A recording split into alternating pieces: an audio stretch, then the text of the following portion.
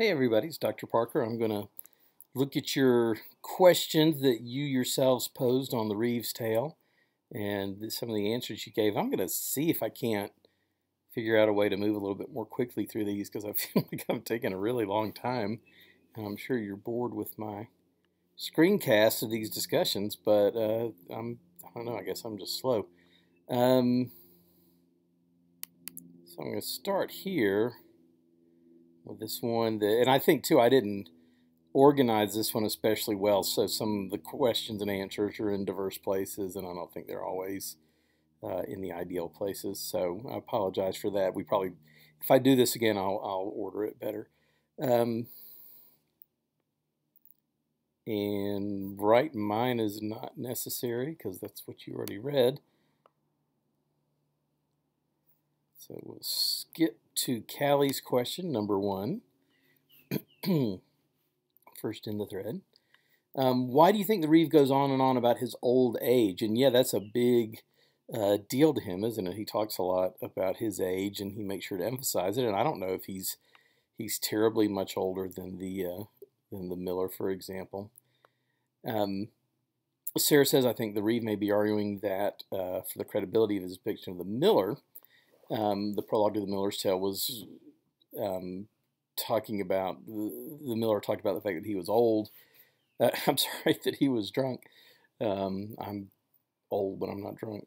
And the Reeve tells us that he's old, and so that it falls under the same category. You're sort of saying as a qualifier to the tale. I'm old, so my story is an old man's story, which means I don't care whose feelings I hurt, in the same way that the Miller says that this is a drunken tale, so I'm not going to be careful about what I say. And that makes good sense.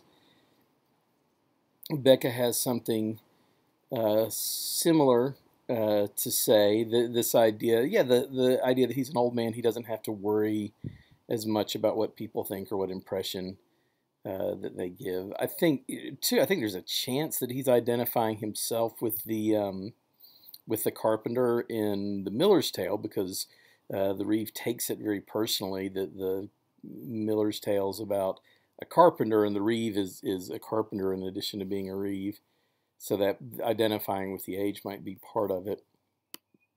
But he does talk a lot about age, and we'll see that question come up some more. And we have Sarah's question about the Reeve's tale. Right, this seems darker. Is this revenge justified? And Becca has chimed in. Of course, they're both, supposed to be fictional stories. They're both supposed to be just sort of jokes. But yeah, you're right. I mean, and commentators have long pointed this out, that the Reeve's tale gets a little darker. First of all, it's not as funny. The Miller's tale being funny helps you forgive it of all kinds of things.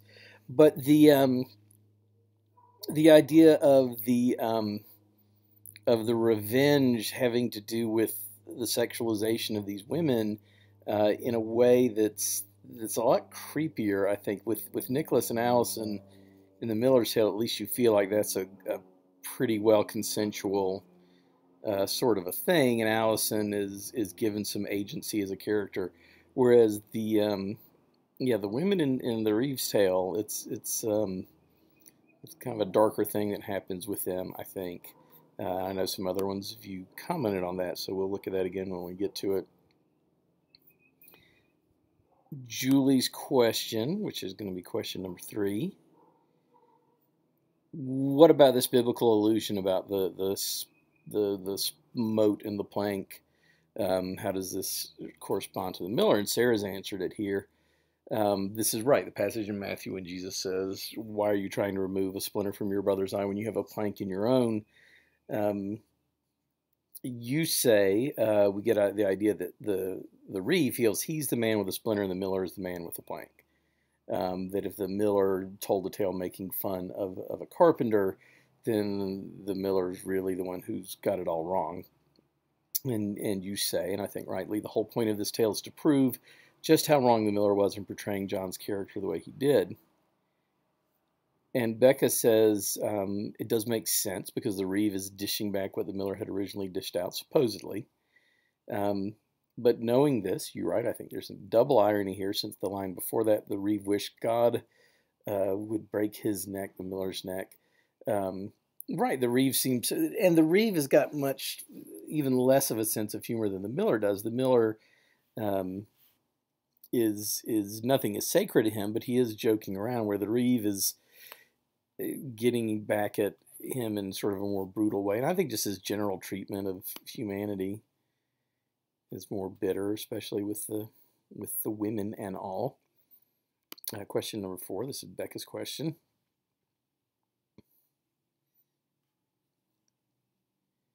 Knowing what we know about both the Miller and the Reeve from the GP, are the portrayals of the Miller and Reeve in each story similar to the character that shares their trade? In other words, are the fictional Carpenter and the fictional Miller like the ones that we see? And Sarah Ann points out here what I had mentioned earlier. The Miller's portrayal of John may have hit home with the Reeve because he's old. They're both not only are they both carpenters, but they're both old. Perhaps he sympathized with the portrayal of the Reeve in that story because he too had been duped by younger men in the later years of his life, and that's a good possibility. We don't know what his backstory is. Maybe this story has hit a nerve in a pretty pronounced way. The Reeve is right, and so you have to ask yourself: is the Reeve just that offended because he's very easily offended, or was there something else going on? One thing that we know about the Reeve is that he is choleric. He has yellow bile, which is choler, which is one of the 4 humors. And whereas the Miller is sanguine, which means he has a lot of blood and means he's jolly and lusty and has appetites and things like that, choleric means that you're quick to anger, that you are always getting riled up, and that kind of suits the Reeve's character. So the Reeve may just be that way. That may just be his humor. But I think it could be both. However, the Miller and the Reeve's tale sounds exactly like the man described in the general prologue. Yes, he is this same sort of pig-like brute, and so I think I think you're right. It's obvious that the Reeve is making his Miller look like our Miller, and I think you're right about that. I don't think that's an accident. And number 5 from Susanna. The characterization of Allison in the Miller's tale, compare and contrast her character with those of the wife and daughter of the Miller and the Reeve's tale. Let's talk. So the women obviously are really problematic in here. Sarah answers, Allison was more in control of what happened to her than the Miller's wife and daughter. Right, that Allison, even though that might be a morally unattractive character in the way that she behaves, at least she's behaving in a way that's pleasing to her and meets her desires. The Miller's wife and daughter are, just sexual objects. They do... and I don't know what you want to say about it. I mean, at least the daughters seem to be happy with the attentions of the young man, and the wife seems to be indifferent or maybe even happy with it. But I think that's part of the problem, too, is that the Reeve is writing these women in such a way that they automatically enjoy sex with a stranger with no control over it just because they're that kind of woman, I guess. You've written here, do the wife and daughter even get to have names? And I think one of you said that the Miller's daughter was named Molly, which probably comes from a translation. There is one mention of the Miller's daughter's name, and it's Malyn, Malyne, which probably equates to Molly or something like that. But that's just right there at the very end. I mean, they don't get names. They don't get identified. The way they look is... they're not as glamorized, I guess, as Allison is. They look okay, but it's in sort of a blousy kind of way. The Miller's wife is the daughter of the priest, and it's interesting because both the Miller and his wife take that to confer some nobility upon her, but of course the priest is supposed to be celibate, so she is an illegitimate child. So that she has this sort of false sense of nobility that, well, I'm the the priest's daughter. Well, the priest was not supposed to have a daughter, so that's kind. And the Miller gets very angry with the idea of somebody impugning his wife's nobility. And then the daughter is described. She's kind of, I think she's supposed to be busty and kind of pig-nosed and, maybe not elegant. Let's put it that way. She might be attractive in kind of a raw, sexual, available way, but I think she's not meant to be particularly lovely or elegant or anything like that. I like what you've said here at the end of your paragraph. Despite Allison's promiscuous activities in The Miller's Tale, I feel that she at any moment could have run Nicholas out of her house with much less than a hot poker. Yeah, I think that is exactly right. I think that she was in control of that situation, and I think the moment she decided she did not want to participate, she would have been able to stop participating. Whereas I think these women, I mean, they've been raped essentially, and then the Reeve kind of writes in, happily they were happy to be assaulted or something to that effect. So his attitude towards women is actually probably a lot more problematic than the Miller's, whose is not particularly courtly, but at least gives Allison some power. And Becca agrees with this too. We all agree with each other. And again, to repeat, I don't think that the Reeves Miller's wife had a name, but we have this one mention of Mallin's name. And yeah, the Reeves tale is just it's a dark story. Let's see. So now we get into Susanna, Julia, and Callie have sort of given their answers in one fell swoop. So, which I think was also a perfectly good way to go with my very vague assignment. So I apologize for that. But anyway, so let's look at Callie's. Yeah, is the revenge justified? And Callie has said, I agree, the tale's less lighthearted, and that's a good way to put that.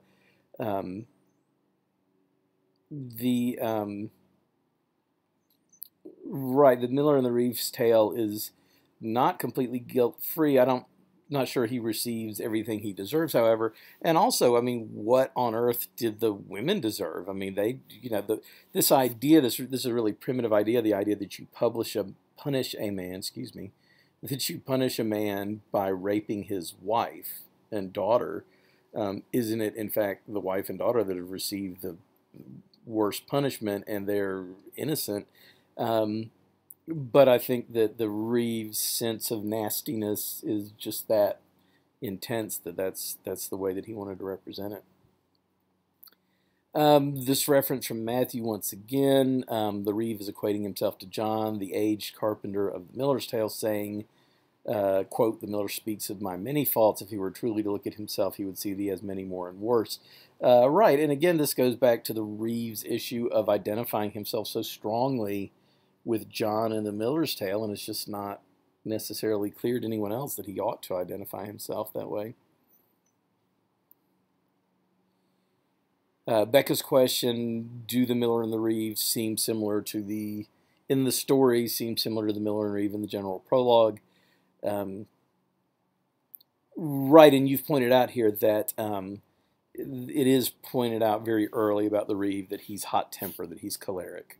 The Miller is a happy idiot, and the Reeve is an angry idiot, I guess is kind of the gist of this answer here, which I think is probably pretty accurate.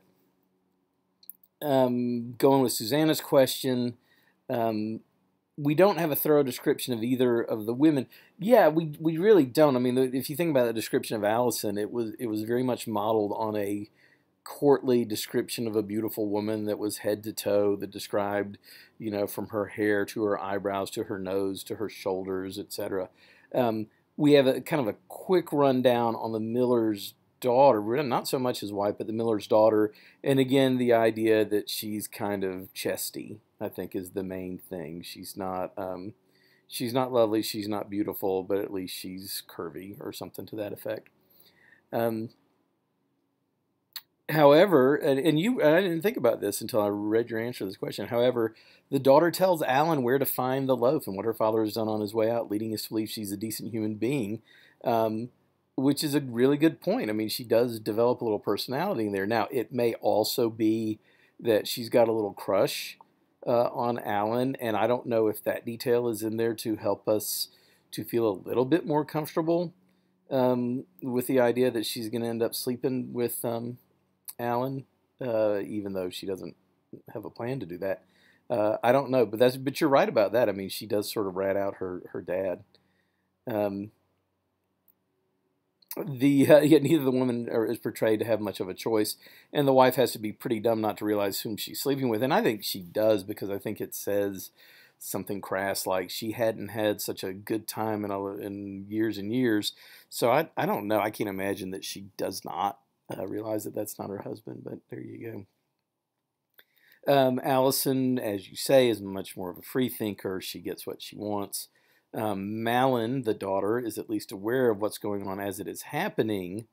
Yeah, that's true. I mean, when Alan gets in bed with her, she knows there's not supposed to be anybody in bed, as opposed to the wife who might suspect it's her husband. So that's a good point. And good, those are your answers. And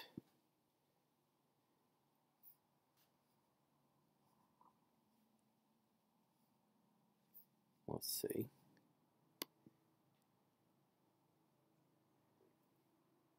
Julie's answers, I think the Reeve goes on and on about his age because he feels the Miller was putting down his profession. He took it personally. Yes, I think so. But I like that you take a twist on it by saying that he's using his age as a plus to sort of say that I am old and wise. And I think that's possible, that he's using that as a credential as opposed to as something to complain about or to see as a handicap. Number two was this quote, justice justified. I don't believe sleeping with a miller's wife and daughter was justified. But the whacking in the head he took and losing the loaf of bread was justified. Yeah, and I think that's right. I mean, the idea of visiting the miller's punishment on his family is scarcely fair.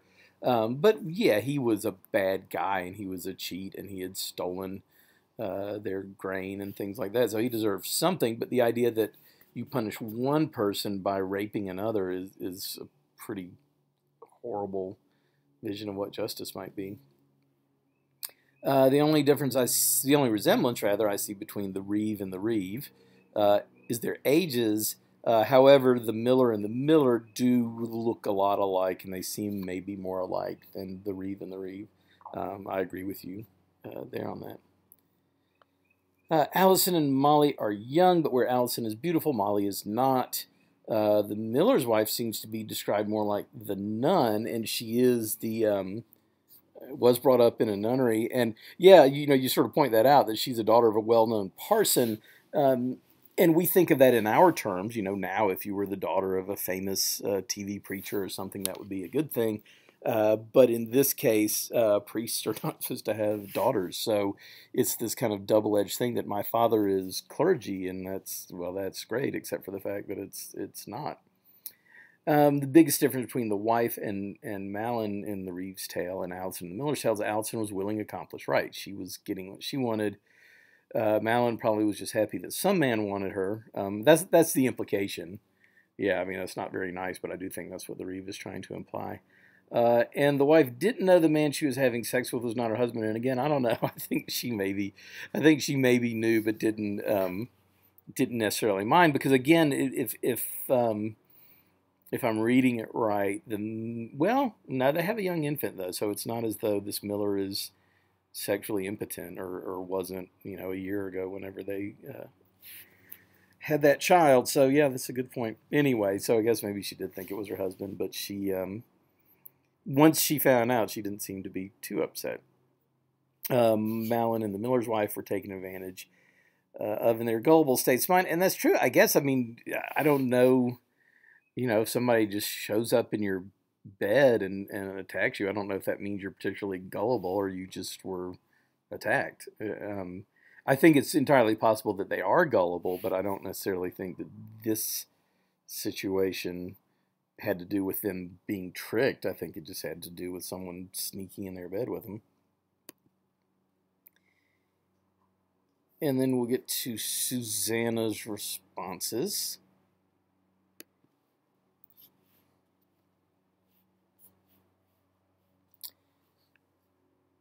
Old age. Why does Reeve talk about his old age? I think this must serve some purpose, as repetition is always important. What might this be? To shame the miller for mocking an elderly man. To teach respect for your elders. How dare you make fun of me? I've been around for a long time. The carpenter seems to be taking every opportunity to remind the miller he's completely out of line. That's right. Also, and as someone else said earlier, that he might be using his age to indicate his wisdom. Therefore, I'm an old man, you're a whippersnapper, I've been around and I know how things work. So I think that's good. Is the revenge justified? Certainly not, says Susanna, and I certainly agree. And yeah, the Old Testament, I mean, it is very much, I mean, if it were a kind of justice, it would be kind of an Old Testament justice, the kind of, stab their wives and rip up the bellies of the pregnant ones and all that sort of thing, where punishment is, it's much more of a corporate thing. It's not one person versus another person. It's one group against another group. And this is a smaller version of that. But if the miller is guilty, then the ethos seems to go that his whole family deserves to suffer. I think at most I could have seen moving the cradle, but moving the cradle, which was actually a pretty common device in Fablio, usually means that the wrong person is going to get slept with. So I don't know if that would have ended up being the same punishment. But violating his wife and daughter was undoubtedly not fair, and that's of course right. I'm a little inclined to think these rogues are just coming up with any excuse. Yeah, I think so. I mean, they're fitting the stereotype of the college student, or the Fablio stereotype of the college student, which is that anything that they did in the interest of having sex was fair and commendable. And you say there seems to be a threat about young scholars. Yeah, that's a stereotype of the college student. Now, Chaucer kind of fights back against that with his portrayal of the clerk in the general prologue, who is very serious about learning and knowledge and wouldn't do anything wrong like this. But in the world of Fablio, yeah, the young scholar was clever and was interested pretty much in just the one thing. The plank eye passage. I think this allusion could mean that the miller has rooted out some laughable qualities about the reeve, but that the faults and potential for mockery is actually much greater with the miller. Right, if I'm ridiculous and mockable, you are that much more. I think that's a good reading of that. I agree with that. There's more to laugh at in the miller than the reeve.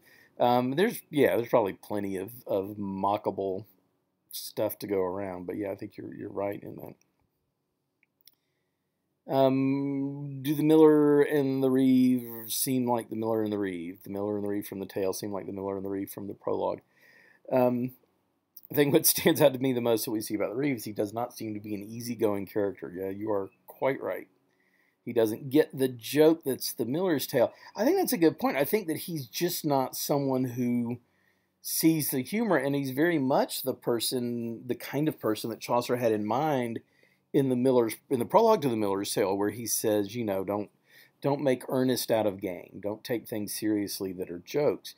So not only has the Miller kind of warned us ahead of time, but Chaucer himself, as narrator, has kind of intruded and said, look, don't get too worked up about this. It's just a joke. And the reeve does not think it's just a joke. The miller tells his story partly to be mean and petty, but also partly to be funny. The reeve does not tell his story to be funny. He has little or no interest in being funny. His whole thing is tied up in being mean and getting some kind of vengeance. And you make a good point, which is he tells this story about attacking women in an audience which includes women, and in fact includes church women. I mean, to talk about these women who supposedly just love the fact that strange men showed up in their beds in front of the prioress and the nun. Wife Bath probably thinks it's pretty funny, but and we'll talk about her this week. But yeah, certainly it's not for all sensibilities. But the Reeve doesn't seem to care because his whole goal is to be mean to the Miller. Um, and I like that you've said the Miller manages to keep the cuckolding among consenting adults. Yes, if there's going to be any cuckolding, that's where it should be. And of course, the cuckold himself is not consenting. John isn't, but right, that Allison is not attacked and raped in the way that these other women are. In some, I would not want to read the tale of the Reeve if he were drunk. No, you probably wouldn't. Although I don't know, maybe that would soften him up. Maybe he needs a good drink. He needs something. If you got curious and read a little bit further after the Reeves tale is the Cook's tale, which is going to be a Fablio.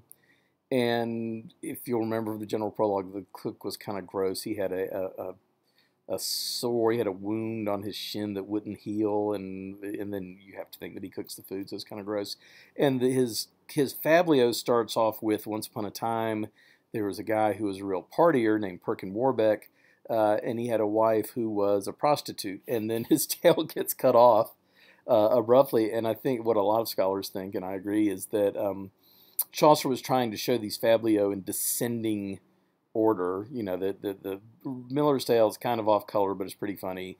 Reeves' tale is less funny and more sinister, and then the Cook's tale is just going to be a train wreck about horrible people, and so it gets cut off before we have to cope with it. Okay, that was a good discussion, and you guys did come up with really good questions, and I appreciate that. We'll probably be a little bit more traditional next time, but I appreciate these, and I will speak with you very soon.